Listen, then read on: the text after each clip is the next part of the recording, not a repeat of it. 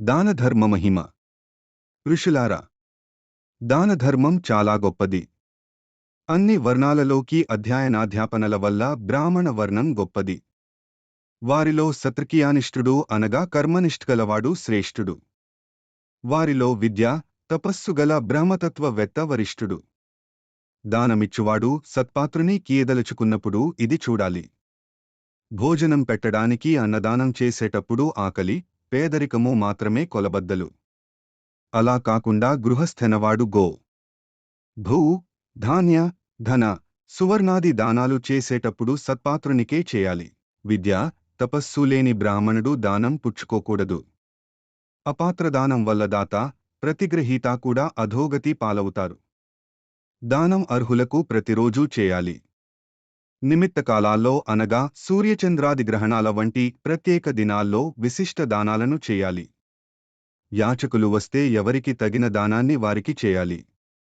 విశిష్టమైన గోదానాన్ని చేసినప్పుడు మాత్రం దాని కొమ్ములకు బంగారు బొడిపెలను, గిట్టలకు వెండి చుట్లను అలంకరించి ఒక కాంస్య పాత్రతో సహా ఇవ్వాలి. కొమ్ములకుండే బంగారం 10 సౌవర్ణికాలు, 108 మాసెలు, గిట్టలకు పెట్టే వెండి 7 పడన్లు ఉండాలి. గోదానాన్ని దూడతో సహా చేయాలి. ఆ దూడని అలంకరించాలి. ఆవురోగరహితమై వత్స సహితమై ఉండాలి. దూడ దొరకకపోతే బంగారంతో కాని పిప్పల కగతో గాని చేసిన కొయ్యదూడనీయవలెను. ఇలా దానం చేసిన వానికి ఆవు లేదా దూడపై ఎన్ని రోమాలున్నవో అన్నేళ్లు స్వర్గ సుఖములు సంప్రాప్తమవుతాయి. అదే కపిలగోవైతే దాత యొక్క 7 తరాలు ఉద్ధరింపబడతాయి. గర్భము నుండి దూడ బయల్వెడలుతున్నప్పటి ఆవును పృథ్వీ సమానముగా పూజిస్తారు. స్వర్ణంతో గోదానం చేసే స్తోమతు లేనివారు పాలిచ్చే ధేనువును గాని గర్భముతోనున్న ధేనువును గాని దానం చేసి నా స్వర్గ ప్రాప్తి ఉంటుంది. అలసిన మనిషికి ఆసనాదికములను దానమిచ్చి అలసటను దూరం చేయడం, రోగికి సేవ చేయడం, దేవపూజనం, బ్రాహ్మణుని పాదాలను కడగడం, ఆయన వాడే జాగాను, వస్తువులను శుభ్రం చేయడం, ఇవన్నీ గోదానాన్ని శాస్త్రోక్తంగా చేసిన దానికి సమానమైన ఫలాన్నిస్తాయి. అలాగే బ్రాహ్మణుడు మిక్కిలిగా ఇష్టపడే వస్తువులను దానం చేసిన వానికి స్వర్గ ప్రాప్తి ఉంటుంది. భూమి, దీపం, అన్నం, వస్త్రాలు, నెయ్యి వీటిని దానం చేసిన వానికి లక్ష్మి ప్రాప్తిస్తుంది. ఇల్లు, ధాన్యం, గొడుగు, మాల, వాహనం, నెయ్యి, నీరు, శయ్య, కుంకుమ, చందనాదులను దానమిచ్చినవారు స్వర్గలోకంలో ప్రతిష్ఠితులవుతారు. సత్పాత్రునికి విద్యాదానమొనర్చిన వానికి దేవదుర్లభమైన బ్రహ్మలోక ప్రాప్తి కలుగుతుంది.